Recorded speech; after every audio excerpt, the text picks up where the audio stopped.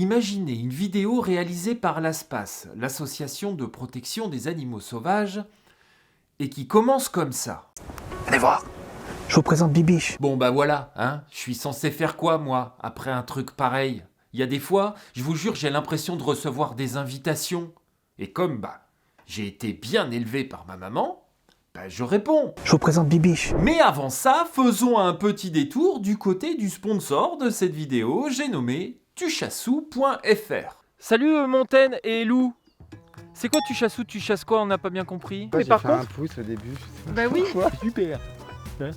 Tuchassou, c'est une plateforme qu'on a créée tous les deux pour permettre à tous les organisateurs de chasse de pouvoir proposer des actions, des journées de chasse, des bracelets, et à tous les chasseurs de pouvoir réserver donc ce qui leur fait envie.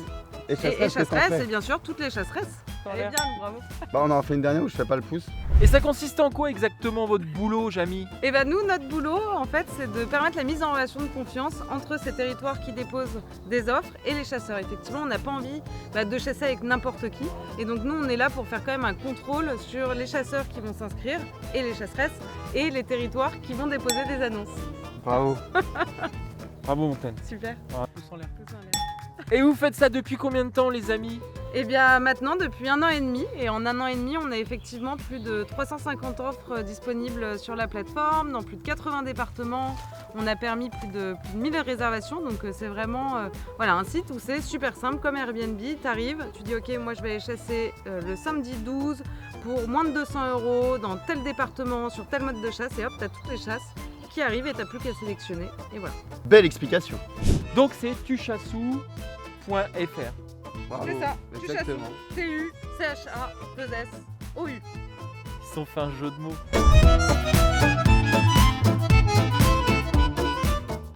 Avant d'entrer dans le vif du sujet, si vous voulez comprendre les tenants et les aboutissants de cette histoire, je vous invite à visionner cette vidéo que j'ai réalisée l'année dernière et qui traite du même sujet. Alors rapidement pour les feignasses, l'ASPAS a acheté un enclos de chasse de 500 hectares pour pouvoir abattre les clôtures et laisser la nature se réguler toute seule. Vous savez le fantasme des privilégiés occidentaux véganes défoncés au confort moderne? Bien sûr, les 2 millions d'euros nécessaires pour acheter le parc ont été réunis grâce à Hugo Clément, le leveur de fonds officiel des foirage en réensauvagement. Oui, il a versé la larmichette, il a fait raquer Marie Clitorine, en revanche pour les détails c'est pas tellement son problème. Voir ma vidéo sur le zoo de Pont-Scorff en description. Parce qu'une fois propriétaire du parc, l'ASPAS a réalisé, enfin après que les autorités lui ont écrasé le groin contre le mur des réalités, qu'il ne pouvait pas juste abattre les clôtures, à cause notamment des risques d'hybridation entre le cerf et l'af, le cerf de chez nous, et le cerf sika qu'il y a dans le parc. Oui, la loi c'est chiant, j'en conviens. Mais alors qu'ils essayaient de trouver des solutions,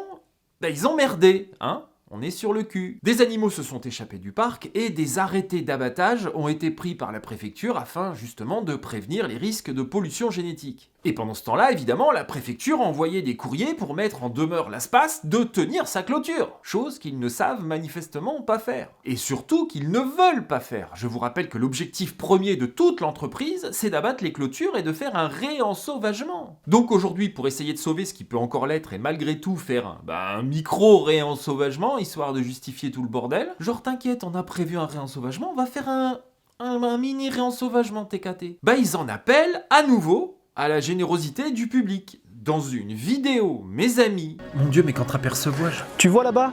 C'est Bijou.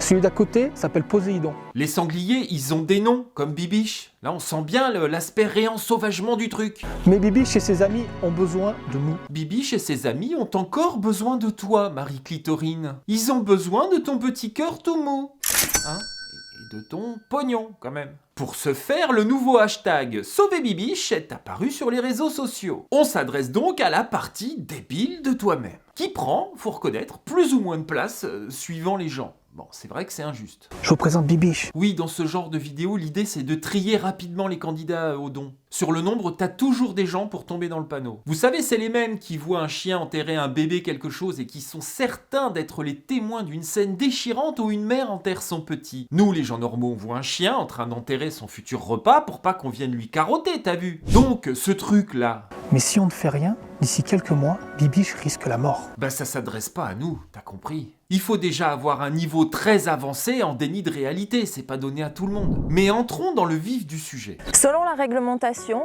une espèce exotique envahissante est une espèce importée qui peut perturber l'écosystème par un risque d'hybridation. Comme je disais tout à l'heure, il existe des lois, et fort heureusement, pour protéger l'intégrité génétique des espèces. Pour éviter ce risque, avec l'ASPAS, nous avons réussi à stériliser tous les mâles. Mais c'est impossible pour les femelles, car ça peut être un souci pour leur santé. Mais ils ont trouvé la solution. Et à l'ASPAS, on a encore innové en créant le premier sanctuaire d'ongulés sauvages de France. Leur fiasco annoncé, ils sont en train d'essayer de le transformer en premier sanctuaire de France, je sais pas quoi. C'est une jolie histoire, toute pétée, qui n'a d'autre objectif que de masquer leur échec. Et c'est là où on a besoin de vous pour réunir 300 000 € nécessaires au projet. Donc si je résume le machin, l'ASPAS achète un ancien enclos de chasse pour le transformer en réserve de l'amour. Ils veulent abattre les clôtures, mais on l'a vu, c'est impossible. Du coup, ils veulent construire un nouvel enclos, plus petit, pour pouvoir abattre les clôtures autour, et pour ça, ils ont besoin de 300 000 balles. L'autre solution, c'était de sécuriser la clôture existante.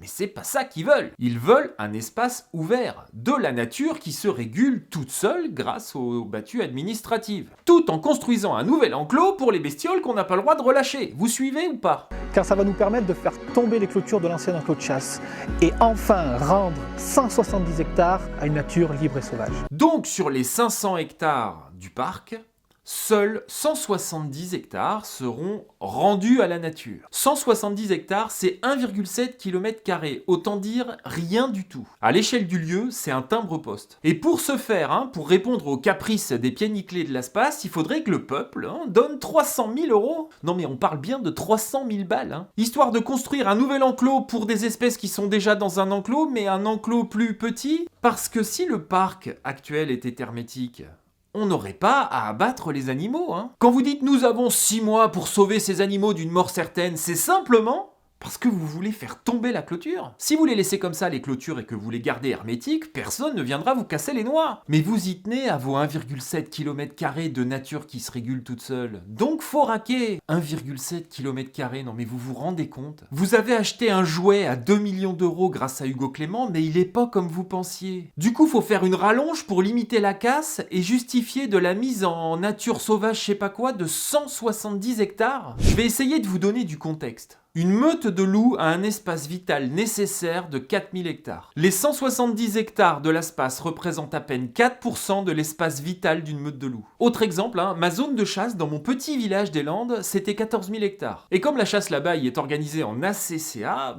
il y a une obligation de mettre 10% de ce territoire en réserve. Donc 1400 hectares. 1400 hectares sans chasse parce que c'est la loi. Dans un village de 1500 habitants. Et là, l'ASPAS nous fout un bordel de tous les diables pour 170 hectares. C'est 8 fois plus petit que la réserve de mon village. Alors là, vous allez me dire que dans les réserves ACCA, on chasse quand même le sanglier. Oui, c'est une nécessité, évidemment, vu le contexte. Et l'ASPAS, en revanche, elle va laisser les sangliers tranquilles au moins. Oui, ça c'est ce qu'elle croit. Mais en réalité, elle n'a aucun moyen de s'opposer aux futures battues administratives qui seront décidées par le préfet. Puisque leur jouet, à coup sûr, deviendra comme à Rosambeau une vaste porcherie. Oui, les sangliers sont pas fous, ils vont vite comprendre que là ils sont pas chassés, donc ils vont s'y concentrer. Donc les dégâts aux abords directs de la nature qui se régule toute seule vont faire qu'à un moment ou un autre, il y aura des battues. Non mais vous voyez le ridicule de cette histoire. Et il faudrait que les Français payent 300 000 € pour ça, alors qu'il suffirait de réparer une clôture déjà existante. Et bien sûr, qui pour relayer cette campagne qui coulole de l'argent, de l'amour de la nature, tout ça? Vaquita, évidemment, le média d'Hugo Clément. Pas fatigué de faire de la merde avec l'argent des autres, il remet le couvert. Je vous prédis un bon gros fiasco que je ne manquerai pas de relayer ici. Alors non pas parce que je me réjouis de l'échec,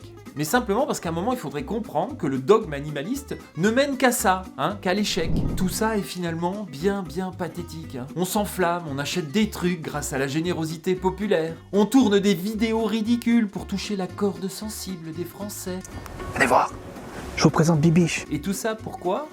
Pour qu'on se rende compte que la réalité c'est en fait pas un conte de Noël? Mais ça fallait demander avant, vous l'aurez dit. Mais ce que ça dit tout ça, c'est que les gentilles personnes de l'espace, elles ont récupéré le pognon sans avoir la capacité d'anticiper des difficultés pourtant hautement prévisibles. C'est juste de l'inconsistance manifeste, comme aux zoos de Pont-Scorff, où l'argent des donateurs privés s'est volatilisé dans l'indifférence générale. Et il recommence en boucle avec des campagnes Sauvez Bibiche, donnez votre argent, braves gens. Vous inquiétez pas, on vous promet, on va faire de la merde avec. Voilà, je vous laisse décider, après tout, faites ce que vous voulez avec votre pognon. En attendant, je vous dis à bientôt, sur Terre ou ailleurs.